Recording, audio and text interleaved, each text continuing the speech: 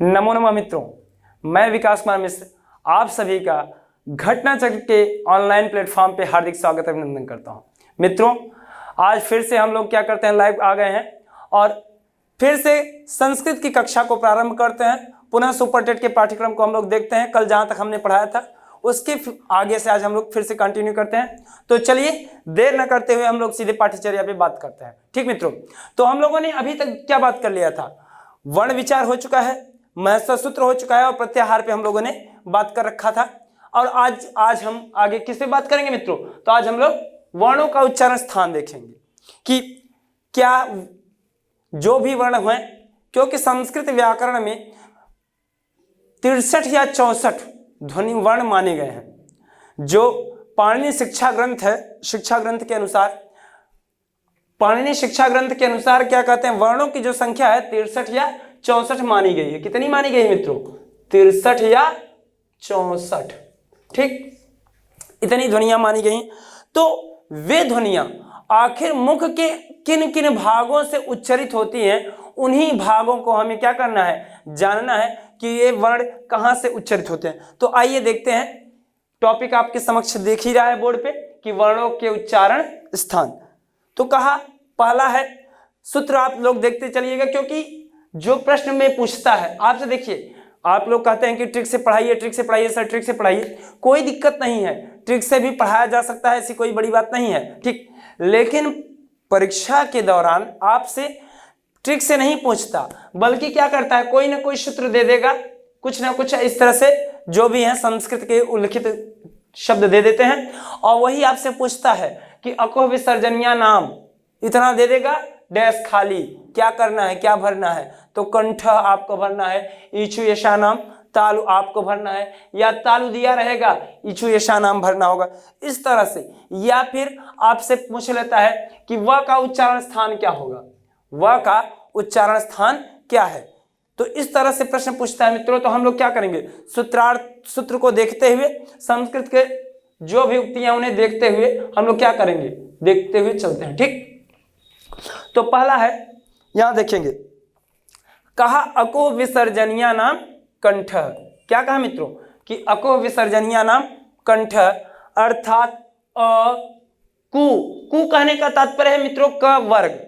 जहां पे जैसे देखिए आपके प्रत्येक सूत्र में आपको देखने को मिलेगा, यहाँ पे कु है, यहाँ पे चू है, यहाँ पे टू है, यहाँ पे तू है, यहाँ पे पू है। तो ये जो कु, चू, टू, तू, पू, ये उदित कहलाते हैं। क्या कहलाते हैं मित्रों? उदित, क्योंकि इनका उ जो होता है वो इत संज्ञक होता है। ठीक, तो ये जो है पूरे वर्ग के द्योतक होते हैं। जैसे कु कहा तो कु क वर्ग का द्योतक, जब चू कहा तो च वर्ग का द्योतक, टू कहा तो ट वर्ग का द्योतक, तू कहा तो त वर्ग का द्योतक और पू कहा तो प वर्ग का द्योतक। इस तरह से क्या होता है, कहा अको विसर्जनिया नाम कंठ, अर्थात इसका अर्थ हुआ कि अ के पूरे 18 भेद, कितने भेद मित्रों? अ के पूरे 18 भेद की बात करता है। क वर्ग का कहने का भाव यह है क ख ग घ अंग ह और विसर्ग, ये कहां से उच्चारित होते हैं? तो कहा ये कंठ से उच्चारित होते हैं। किससे उच्चारित होते हैं मित्रों? तो कहा कंठ से, क्योंकि जब ये ध्वनियों का हम लोग उच्चारण करते हैं तो कहां पे प्रभाव पड़ता है? आपके कंठ पे पड़ता है। ठीक, दूसरा कहा ईचु यशा नाम ताल। क्या कहा? ईचु यशा नाम ताल, अर्थात ई के पूरे 18 भेद। कितने भेद? इसके भी कितने भेद होते हैं मित्रों? तो कहा 18 भेद होते हैं। तो कहा ई के पूरे 18 भेद, च वर्ग, च छ ज झ य और श, इसका क्या होता है? तो कहा ये तालव्य है। क्योंकि जब च छ ज झ का उच्चारण हम लोग करते हैं तो क्या होता है, हमारी जिह्वा क्या उच्चारण स्थानों को, अर्थात ऊपर नीचे का जो च कहा तो हमारी जिह्वा ऊपर का जो तालु है उसका स्पर्श करती है। ठीक है ना? ठीक, फिर कहा ऋतु रसाणाम मूर्धा। फिर अगला सूत्र है ऋतु रसाणाम मूर्धा, अर्थात री के भी 18 भेद। कितने भेद मित्रों? री के 18 भेद, ट वर्ग, ट ठ ड ढ ड़ र और मूर्धन्य श, इनका उच्चारण स्थान क्या है? तो कहा मूर्धा है। क्या है मित्रों? कहा मूर्धा है। फिर कहा ऋतु लसानाम दंताह। क्या कहा? कहा ऋतु लसानाम दंता। तो यहाँ पे भी मित्रों क्या होता है, री भी, यहाँ भी जो री है आपका वो उसके भी 12 भेद। कितने भेद, तो कहा री के 12 भेदों की बात करता है। यहाँ पे जो है री के कितने, कहा ऋतु लसानाम दंता, री के कितने 12 भेद। री का क्या नहीं बनता, तो कहा री का दीर्घ नहीं बनता। क्या नहीं बनता, तो कहा री का दीर्घ नहीं बनता। तो री के 12 भेद, त वर्ग त थ द ध न ल और स, ये इनका उच्चारण स्थान क्या है मित्रों, ये दंत से उच्चारित होते हैं। किससे, दंत से। क्योंकि त थ द ध न का जब हम उच्चारण करते हैं तो हमारी जो जिह्वा है वो दांत के निचले वाले हिस्से, पिछले वाले, इस ऊपर का जो दांत है इसके पिछले वाले हिस्से का क्या करते हैं, स्पर्श करते हैं।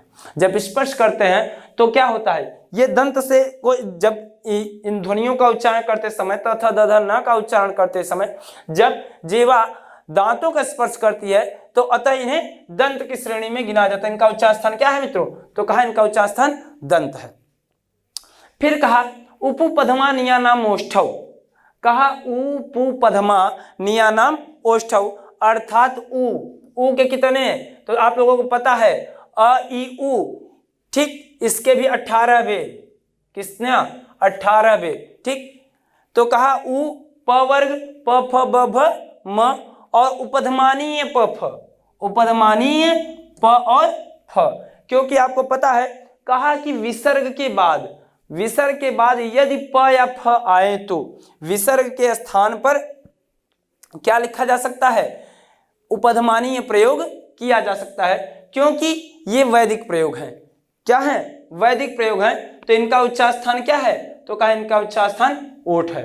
फिर ये मंगणना नाम नासिका च, जो अंग इय ड़ न म, ये जो आपके पंचमाक्षर हैं, क्या है, ये जो पंचमाक्षर हैं, आप ये अपने अपने उच्चारण स्थानों के साथ, अपने वर्गों के साथ, जैसे क वर्ग के साथ तो अंग उच्चारित होता है, च वर्ग के साथ इय उच्चारित होता है, ट वर्ग के साथ ड़ उच्चारित होता है, त वर्ग के साथ न उच्चारित होता है और प वर्ग के साथ म उच्चारित होता है।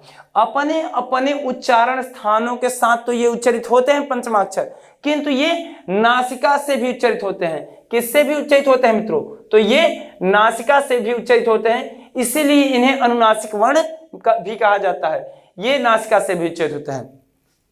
अगला सूत्र है ए दैतोह कंठताल। आपका ये जो ए दैतोह कंठताल, अर्थात आपके जो ये ए और अ हैं, इनका उच्चारण स्थान क्या है, इनका उच्चारण स्थान कंठ और तालु है। कंठ और तालु है। क्या है मित्रों, इनका उच्चारण स्थान कंठ और तालु है। कहा ओ दौतोह कंठोष्ठम, ओ दौतोह कंठोष्ठम, अर्थात ओ और अ का उच्चारण स्थान क्या है मित्रों, तो कहा कंठ और ओष्ठ है। फिर कहा वकारस्य दंतोष्ठम, क्या कहा, वकारस्य दंतोष्ठम, अर्थात व का उच्चारण स्थान क्या है, कहा व का उच्चारण स्थान दंत और ओष्ठ है। फिर कहा जीवा मूल्यस्य जीवा मूलम, क्या कहा मित्रों, कहा जीवा मूल्यस्य जीवा मूलम, अर्थात जो जीवामूलीय कख होते हैं, जो जीवामूलीय कख होते हैं उनका उच्चारण स्थल क्या है, कहा उनका उच्चारण स्थल जिह्वा मूल होता है। अर्थात जहां से जीवा क्या होती है, आपके मुख के भीतर, गले के भीतर से होती है, वो मूल है। फिर कहा नासिका अनुस्वार से, ये जो अनुस्वार होता है जैसे अंक वाला, इसका उच्चारण स्थान क्या है, तो कहा इनका मूल उच्चारण स्थान नासिका है। ठीक मित्रों, आपको समझ में आ गया होगा। चलिए हम लोग आगे बढ़ते हैं। फिर देख लीजिए, कहा यहाँ पे लिखा कि पाणिनि शिक्षा में उच्चारण स्थानों की संख्या 8 मानी गई है। कितनी मानी गई है मित्रों, 8।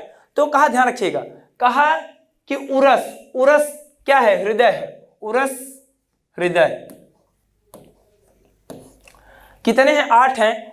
उरस, कंठ, मूर्धा, जिह्वा मूल, ये क्या है मित्रों, जिह्वा मूल, जिह्वा मूल है,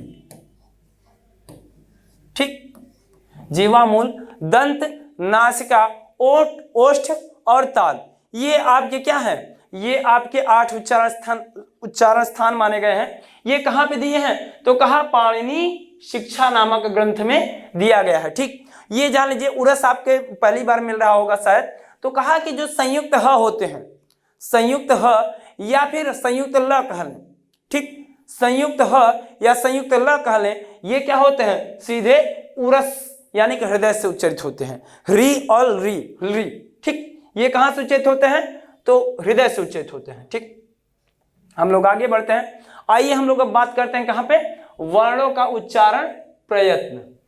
देखिए मित्रों, वर्णों को उच्चारण करने से पूर्व हमें क्या कहें, हम लोग कुछ आयास करते हैं, कुछ प्रयास करते हैं, कुछ चेष्टा करते हैं। वर्णों को उच्चारण करने से पूर्व हम जो कुछ भी चेष्टा, प्रयास, आयास करते हैं, वह प्रयास ही क्या कहलाता है, प्रयत्न कहलाता है। क्या कहलाता है मित्रों, प्रयत्न कहलाता है। ठीक, यह प्रयत्न दो प्रकार का होता है, यह प्रयत्न दो प्रकार का होता है। पहला है आभ्यंतर प्रयत्न और दूसरा है बाह्य प्रयत्न। क्या है मित्रों, पहला है आभ्यंतर प्रयत्न और दूसरा है बाह्य प्रयत्न। ध्यान से समझिएगा।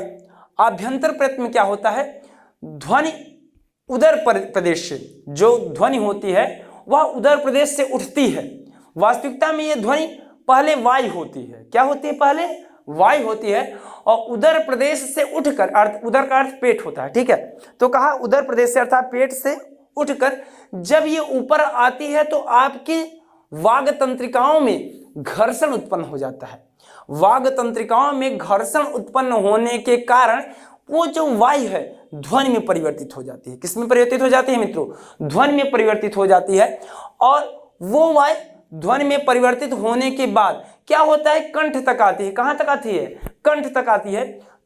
तो कहा कि वायु का उदर प्रदेश से उठकर कंठ तक ही रह जाने की क्रिया अंतः प्रयत्न कहलाती है या आभ्यंतर प्रयत्न कहलाती है। जब ध्वनि कंठ के ऊपर उठकर मुख के अन्यान्य भागों का स्पर्श करते हैं, चाहे वो कंठ, ताल, मूर्धा, दंत, ओष्ठ, नासिका, ठीक, जो भी है, उरस जो भी है, उनका उन उच्चारण स्थानों का स्पर्श करके मुख से बाहर निकलकर जब श्रोता के कानों तक ध्वनि पहुंचती है, तो श्रोता के कानों तक ध्वनि का पहुंचना और मुख के अन्यान्य भागों का स्पर्श करके जब ध्वनि निकली और श्रोता के कानों में पहुंची, तो वो ध्वनि वायु प्रयत्न कहलाएगी। ठीक, और अंतः प्रयत्न में क्या होता है, उदर प्रदेश से वायु उठकर कंठ तक ही रह जाती है। तो कंठ तक रह जाने की जो क्रिया है, पहली क्रिया, मूल क्रिया, ये अंतः प्रयत्न और मुख के अन्यान्य भागों का स्पर्श करके ध्वनि का श्रोता के कानों में पहुंचना, ये क्या है, ये बाह्य प्रयत्न के अंतर्गत आती है। ठीक है, आइए बस समझे ना, अभ्यंतर प्रयत्न और बाह्य प्रयत्न। ठीक, आभ्यंतर प्रयत्न मित्रों इसके 5 भेद हैं। कितने भेद हैं, कहा आभ्यंतर प्रयत्न के 5 भेद हैं। पहला है स्पृष्ट, पहला क्या है मित्रों, स्पृष्ट, दूसरा है ईषत स्पृष्ट और तीसरा है विवृत, चौथा है ईषत विवृत और अंतिम 5वां है संवृत। क्या है मित्रों, संवृत। ठीक, आइए हम लोग देखते हैं। तो कहा स्पृष्ट प्रयत्न, इसके लिए संस्कृत में जो मिलता है, उक्तियां जो मिलती हैं, कहा स्पृष्ट प्रयत्नम स्पर्शानाम, अर्थात स्पृष्ट प्रयत्न के अंतर्गत आपके स्पर्श संज्ञक वर्ण आते हैं। कौन से वर्ण आते हैं, तो कहा स्पर्श संज्ञक वर्ण आते हैं। आपने कल मैंने पढ़ा था बुक कि कादयो मावसानः स्पर्शाः, अर्थात क से लेकर म तक के जो भी वर्ण होंगे वो क्या हैं, वो स्पृष्ट प्रयत्न के, वो स्पर्श संज्ञक वर्ण है। कैसे वर्ण है मित्रों, स्पर्श संज्ञक वर्ण है। और ये स्पर्श संज्ञक वर्ण ही क्या होते हैं, स्पृष्ट प्रयत्न के अंतर्गत आते हैं। अर्थात क से लेकर म तक जो 25 वर्ण हैं, कितने वर्ण हैं, कहा 25 वर्ण हैं। ये 25 वर्ण क्या कहलाते हैं, स्पृष्ट प्रयत्न कहलाते हैं। ठीक, फिर दूसरा है ईषत स्पृष्ट। ईषत का अर्थ होता है मित्रों थोड़ा या कुछ, ईषत का अर्थ होता है थोड़ा या कुछ। ठीक, ईषत का अर्थ होता है थोड़ा, क्या होता है, थोड़ा या कुछ। ठीक, ईषत का अर्थ होता है थोड़ा या कुछ। तो कहा कि ईषत स्पृष्ट, अर्थात जब वर्णों का उच्चारण करते समय क्या हो, वायु उन उच्चारण स्थानों को का कुछ कुछ स्पर्श करे।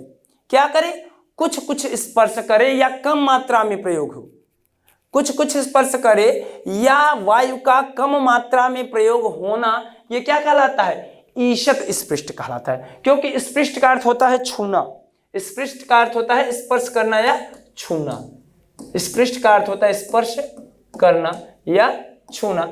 तो इस ईशत स्पृष्ट में क्या होता है मित्रों?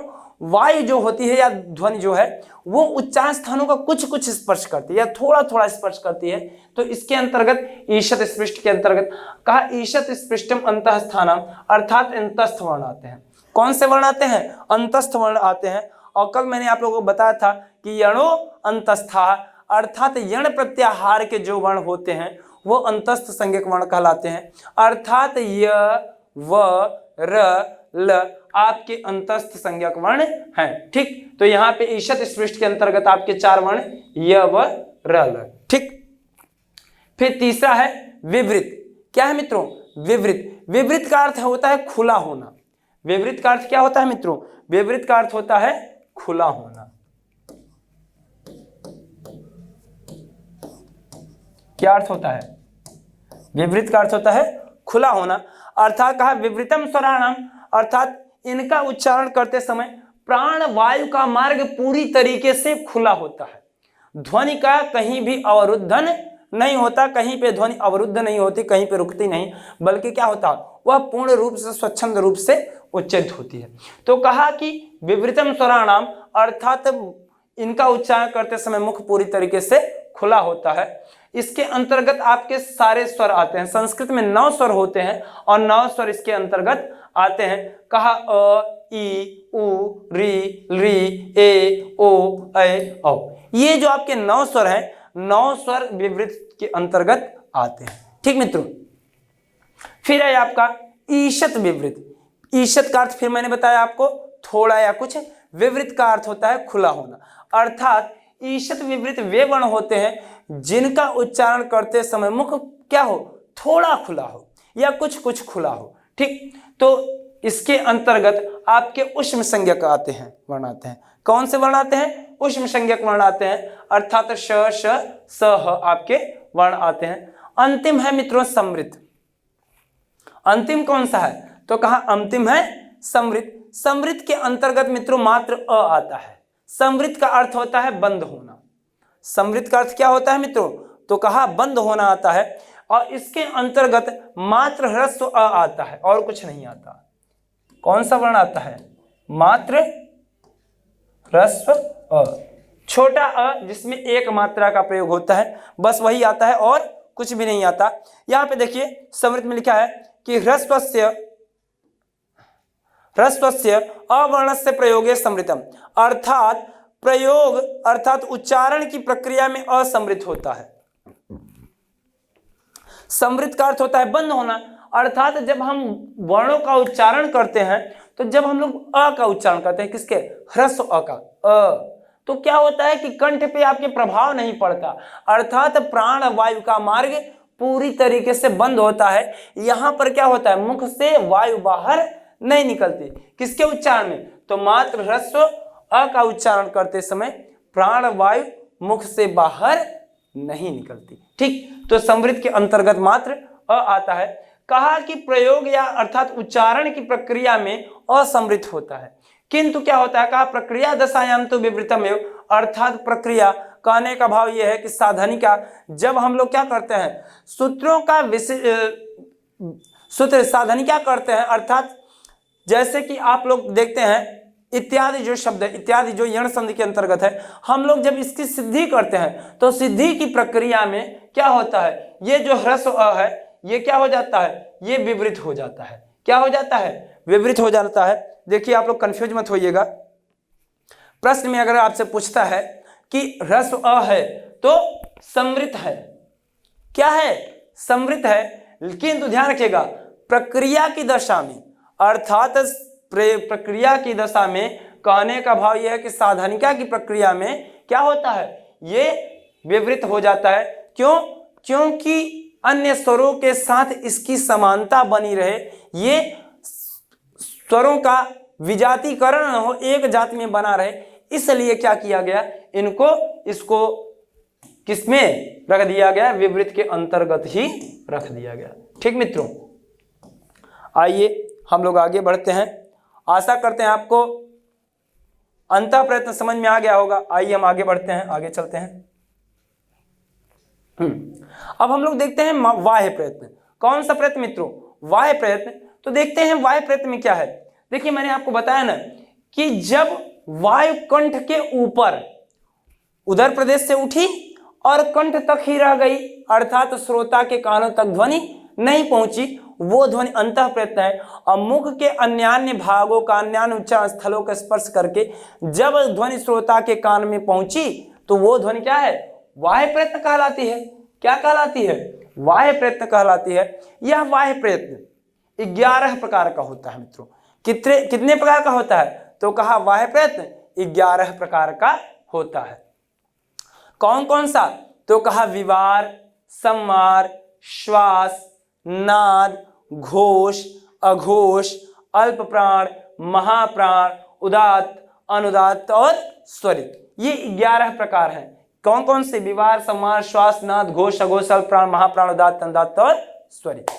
आइए अब जानते हैं कि इसमें क्या कुछ होता है। आखिर विवार के अंतर्गत कौन कौन से वर्ण आते हैं, संवार के अंतर्गत कौन से वर्ण आते हैं, श्वास के अंतर्गत कौन कौन से वर्ण आते हैं। तो यहाँ पे एक उक्ति लिखी हुई आपको दिख रही है कि खरो विवारः श्वासाघोषाश्च। क्या लिखा है कि खरो विवारः श्वासाघोषाश्च, अर्थात कि खर प्रत्याहार के अंतर्गत, खर प्रत्याहार के अंतर्गत जो भी वर्ण आते हैं वे वर्ण क्या कहलाते हैं, वे वर्ण आपके विवार, श्वास और अघोष कहलाते हैं। अर्थात कि खर प्रत्याहार के अंतर्गत प्रत्येक वर्ग का दूसरा कौन सा, दूसरा और प्रथम, दूसरा और प्रथम, ठीक, खर प्रत्याहार के अंतर्गत प्रत्येक वर्ग का दूसरा और प्रथम वर्ण और तीनों श आते हैं, तीनों श आते हैं। तो कहने का मतलब यह है कि मित्रों विवार, श्वास और अघोष प्रत्येक वर्ग का प्रथम, द्वितीय और तीनों श वर्ण होते हैं। कहने का आपके 3 हो गए, कौन कौन से, तो कहा विवार, दूसरा है श्वास यहाँ पे और अघोष छठवां। कहने का मतलब यह है कि 1, 3, 6 136 है। तो कहा विवार, श्वास, अघोष में प्रत्येक वर्ग का पहला, दूसरा और तीनों श वर्ण आते हैं। दूसरा है यहाँ पे हर्षा संवारा नादा घोषाश्च। कहा हर्षा संवारा नादा घोषाश्च, अर्थात कि हर्ष प्रत्याहार के अंतर्गत, हर्ष प्रत्याहार के अंतर्गत आने वाले वर्ण संवार, नाद और घोष कहलाते हैं। क्या कहलाते हैं, तो कहा संवार, नाद और घोष कहलाते हैं। हर्ष प्रत्याहार के अंतर्गत मित्रों आपके ह अंतस्थ वर्ण, कौन सा वर्ण, अंतस्थ, प्रत्येक वर्ग का पंचम वर्ण, कौन सा वर्ण, पंचम, चतुर्थ और तृतीय।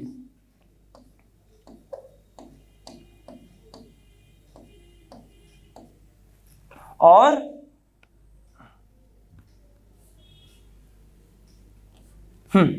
कहा कि पंचम, चतुर्थ और तृतीय वर्ण। कौन सा वर्ण, तृतीय वर्ण, ठीक। तो क्या होता है, ध्यान रखिए। कहा कि संवार, नाद और घोष क्या होता है, तो कहा ह अंतस्थ वर्ण प्रत्येक वर्ग का पंचम, चतुर्थ, तृतीय। अर्थात कहने का मतलब यह है कि 3, 4, 5 अंतस्थ और ह, इतना क्या होता है, संवार, नाद और घोष होता है। 3, 4, 5 कहने का मतलब यह है कि प्रत्येक वर्ग का तीसरा वर्ण, प्रत्येक वर्ग का चौथा वर्ण, प्रत्येक वर्ग का पंचम वर्ण, ये क्या होते हैं, संवार, नाद, घोष होते हैं। ठीक, आगे हम लोग चलते हैं। अब आती है बात अल्प प्राण और महाप्राण की किसकी बात आती है मित्रों? अल्प प्राण और महाप्राण की। अल्प प्राण कहने का मतलब कि जिन वर्णों के उच्चारण में प्राण वायु का प्रयोग अल्प मात्रा में हो, कम मात्रा में हो, थोड़े मात्रा में हो, वो क्या कहलाता है? तो कहा वो अल्प प्राण कहलाता है। ठीक। और कहा महाप्राण, तो कहा प्राण वायु का प्रयोग जिनके उच्चारण में ज्यादा मात्रा में होता है, अधिक मात्रा में होता है, अधिक प्रभाव बल लगता है, तो उन्हें महाप्राण कहलाते हैं। तो कहा अल्प प्राण, कहा कि वर्गाणाम प्रथम तृतीय पंचमा यणश्च अल्प प्राण, अर्थात कि प्रत्येक वर्ग का पहला, तीसरा और पांचवा तथा यण, यण कहने का भाव यह है कि य व र और ल। ठीक। कहने का मतलब यह है कि प्रत्येक वर्ग का पहला, तीसरा, प्रत्येक वर्ग कहने का मतलब क वर्ग, च वर्ग, ट वर्ग, त वर्ग और प वर्ग। तो प्रत्येक वर्ग का पहला, तीसरा और पांचवा तथा यण, य व र ल जो वर्ण होते हैं वो क्या कहलाते हैं मित्रों? तो कहा अल्प प्राण कहलाते हैं। क्या कहलाते हैं? कहा अल्प प्राण कहलाते हैं। आगे फिर महाप्राण, तो कहा कि जिन वर्णों के उच्चारण में प्राण वायु का प्रयोग अत्यधिक मात्रा में होता है उन्हें महाप्राण कहते हैं। तो देखिए, तो कहा कि वर्गाणाम द्वितीय चतुर्थौ शलश्च। देखिए दोस्तों, क्या वो अब क्या हम लोगों ने क्या किया था? वायु प्रयत्न के अंतर्गत हम लोगों ने बात कर लिया कहां तक? महाप्राण तक। महाप्राण तक बात करने के बाद हम लोगों का अगला बचता है 9वां, 10वां और 11वां, है ना? क्योंकि आपकी वायु प्रयत्न आप कितने होते हैं? वायु प्रयत्न आपकी 11 है। 11 में हम लोगों ने महाप्राण तक बात कर लिया। अब अगला है उच्चैरुदात्त। उदात्त क्या है? कहा उच्चैरुदात्त, अनुदात्त, नीचैरनुदात्त और स्वरित क्या होता है? तो कहा समाहारः स्वरितः। ये क्या होते हैं? देखिए, ये उदात्त, अनुदात्त, स्वरित स्वरों के भेद होते हैं। किसके भेद होते हैं? तो ये स्वरों के भेद होते हैं। सिर्फ किसके भेद होते हैं? ये सिर्फ स्वरों के भेद होते हैं। ठीक ना? किसके भेद? स्वरों के। इसमें क्या होता है समझिएगा, ये कहा उच्चैरुदात्तः, नीचैरनुदात्तः, समाहारः स्वरितः। इसमें क्या होता है ये जान लीजिए। इसमें ये होता है कि वैदिक मंत्रों को गाते समय क्या किया जाता है? स्वरों का आरोह अवरोह पर विशेष ध्यान दिया जाता है। क्या किया जाता है? विशेष ध्यान दिया जाता है। और इसी तरीके से पता चलता है कि ये क्या है। देखिए पहले समझिएगा, जैसे यहाँ पे एक मंत्र लिखा हुआ है। क्या लिखा है? मंत्र लिखा है, ठीक, विश्व देवा सूक्त का, कि स्वस्ति न इंद्रो वृद्धश्रवाः स्वस्ति न पूषा विश्ववेदाः। ठीक, ये एक मंत्र लिखा हुआ है। और जहां पे ये बता रहा है कि अनुदात्त क्या है? कहा कि अनुदात्त अक्षर के नीचे पड़ी लाइन होती है। ये जो आपको पड़ी लाइन दिख रही है, ठीक है ना, ये आपका अनुदात्त है। स्वरित तो कहा ऊपर खड़ी लाइन, ये जो ऊपर खड़ी लाइन है। और कहा जबकि उदात्त के लिए कोई चिन्ह नहीं होता है। तो इसे कैसे किया जाता है ये आप देख लीजिए, जान लीजिए। जैसे कहा हरे ओम स्वस्ति न इंद्रो वृद्धश्रवाः स्वस्ति नो पूषा विश्ववेदाः स्वस्ति नस्तार्क्ष्यो अरिष्टनेमिः स्वस्ति नो बृहस्पतिर्दधातु। तो ये जो है कि स्वस्ति न इंद्रो वृद्धश्रवाः, ये जो चीजें हैं, तो स्वस्ति ने कहा स्वस्ति ने इंद्रो, ठीक, वृद्धश्रवाः। तो कहीं जहां पे क्या होता है, वर्णों के मतलब कि उच्चारण में क्या होता है, आरोह और अवरोह होता है, अर्थात गति प्रदान किया जाता है मंत्रों में, वैदिक मंत्रों को गाते समय। तो वही उदात्त, अनुदात्त और स्वरित कहलाता है। आई बात समझ में मित्रों? चलिए हम लोग आगे बढ़ते हैं। अगला अब यहां पे समझिएगा, अब यहां पे हमारा क्या हो जाता है, यहां पे हम लोगों ने आपका प्रयत्न बात कर लिया। किससे बात कर लिया? प्रयत्न पे हम लोगों ने बात कर लिया। अब हमारा नेक्स्ट टॉपिक शुरू होता है जिसका नाम है संज्ञा प्रकरण। क्या है? संज्ञा प्रकरण के अंतर्गत संस्कृत व्याकरण शास्त्र की विशिष्ट संज्ञाएं। क्या है? संज्ञाएं हैं। और हम लोग आज क्या करेंगे? विशिष्ट संज्ञाओं पर चर्चा करेंगे, बात करेंगे, ठीक ना। तो कहा सबसे पहली संज्ञा हम लोग देखेंगे जिसका नाम क्या है, वृद्धि संज्ञा। पहली संज्ञा कौन सी है, तो कहा वृद्धि संज्ञा। वृद्धि संज्ञा में क्या होता है, तो कहा वृद्धिरादैच, इसका सूत्र है वृद्धिरादैच, जो कि कहता है कि आ, ऐ, औ इन तीनों की वृद्धि संज्ञा होती है। किसकी, इन तीन वर्णों की क्या होती है, तो कहा वृद्धि संज्ञा होती है। ठीक, ये समझिएगा कि इसके अंतर्गत, किसके अंतर्गत, वृद्धि संज्ञा के अंतर्गत जो आपके आ होता है, ऐ होता है और औ, ये तीन क्या होते हैं, एच प्रत्याहार के अंतर्गत आते हैं। किसके अंतर्गत, एच के अंतर्गत। एच एक प्रत्याहार होता है जिसके अंतर्गत ऐ और औ ये दो शब्द आते हैं, दो वर्ण आते हैं, शब्द नहीं वर्ण। ऐ औ ये एच प्रत्याहार के अंतर्गत दो वर्ण आए, जो कि यह सूत्र कह रहा है कि वृद्धि आदैच, अर्थात यहां से आ मिल जाता है। ये देखिए यहाँ पे क्या लिखा है, यहां लिखा है वृद्धि, क्या लिखा है, वृद्धि आदैच, क्या लिखा है, आदैच। और यहां पर इस वृद्धि के इस विसर्ग के स्थान पर सूत्र लग करके, कैसा सूत्र लग के र हो जाता है, क्या लग जाता है, र बन जाता है और बन जाता है क्या, वृद्धिरादैच। और यहां से हमको आ मिल गया, क्या मिल गया, हमको यहां से आ मिल गया, और आ मिल गया और एच प्रत्याहार के अंतर्गत आपके ऐ और औ ये दो वर्ण आते हैं, जो कि कहते हैं कि वृद्धि संज्ञा किनकी किनकी होती है, तो कहा आ, ऐ, औ की। ठीक, दूसरी संज्ञा है अदेंग गुण। दूसरी संज्ञा क्या है, अदेंग गुण, जो कि कहता है अ, ए, ओ की गुण संज्ञा होती है। अ, ए, ओ की कौन सी संज्ञा होती है, तो कहा गुण संज्ञा होती है। और इसमें अ यहां से मिल गया, क्या मिल गया, अ मिल गया, और एंग एक प्रत्याहार है। एंग एक क्या है, प्रत्याहार है, जिसके अंतर्गत ए और ओ, ए और ओ ये दो वर्ण आते हैं।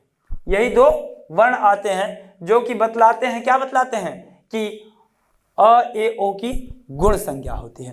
जान लीजिए मित्र, गुण तीन ही होते हैं।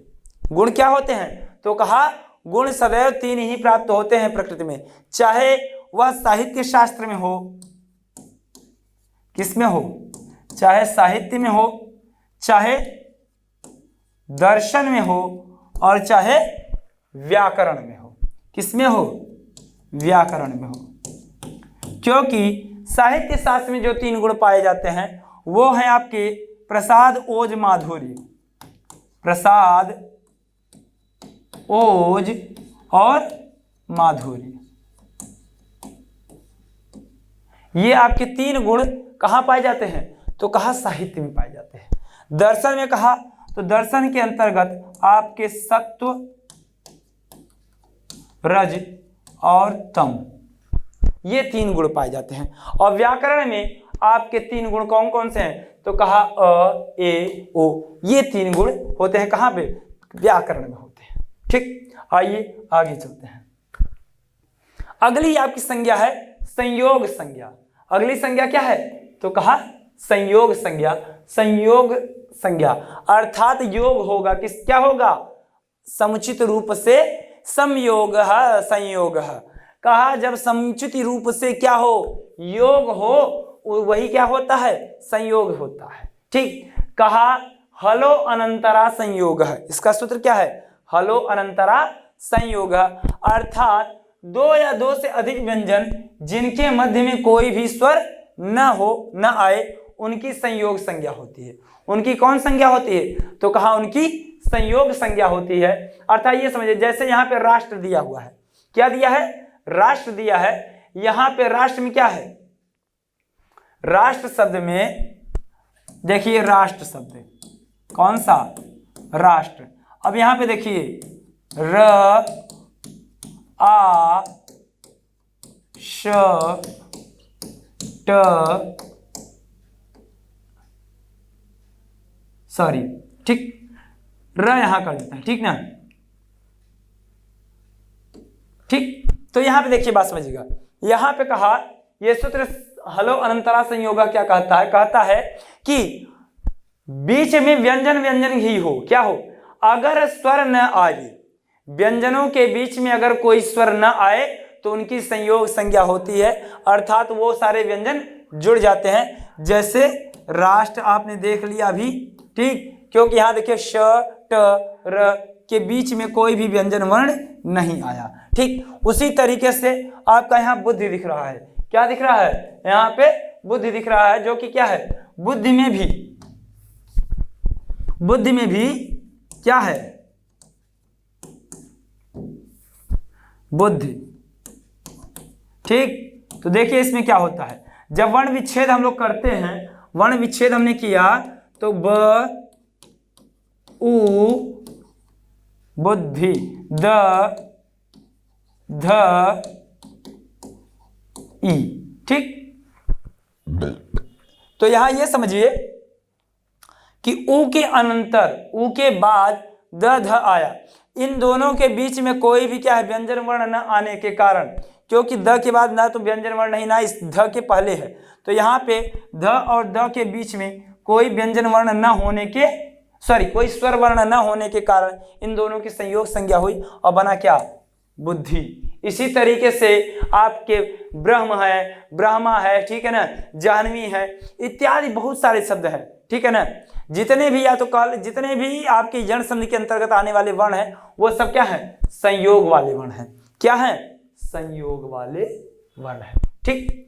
अगली आपकी संज्ञा है अनुनासिक संज्ञा। अगली संज्ञा कौन सी है, अगली संज्ञा आपकी है अनुनासिक संज्ञा। अनुनासिक संज्ञा कहा मुख नासिका वचनो अनुनासिक है। सूत्र क्या है, कहा मुख नासिका वचनो अनुनासिक है, अर्थात अनुनासिक वे वर्ण हैं जो कि मुख और नासिका के साथ उच्चरित होते हैं, मुख से भी उच्चरित होते हैं और नासिका से भी उच्चरित होते हैं। आई बात समझ में। तो देखिए समझिएगा कि मुख और अब देखिए समझिए कि अनुनासिक कह रहा है, क्या कह रहा है, अनुनासिक, ठीक ना, हाँ, क्या कह रहा है, अनुनासिक कह रहा है कि अनुनासिक संज्ञा किसकी होती है, सूत्र में क्या है कि मुख नासिका वचनो अनुनासिक है, अर्थात कि वे वर्ण जो मुख और नासिका दोनों से उच्चरित होते हैं। अब मुख से कहने का क्या भाव है, देखिए सारे वर्ण तो मुख से ही उच्चरित होते हैं, चाहे जो भी वर्ण हो, मुख के इतर कोई कहीं से कोई वर्ण उच्चरित नहीं हो सकता। लेकिन यहाँ पे मुख कहने का भाव ये है कि कंठ, ताल, मूर्धा, दंत और ओष्ठ, कहने का भाव ये है, क्या है, कंठ, ताल, मूर्धा, दंत, ओष्ठ।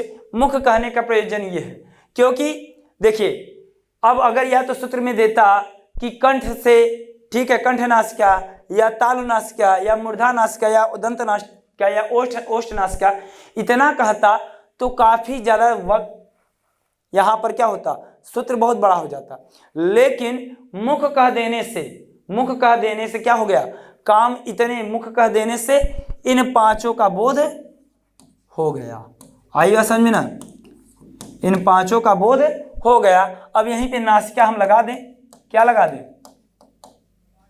यहीं पर हम नासिका लगा देते हैं, नासिका लगा देंगे काम हो जाएगा, है ना,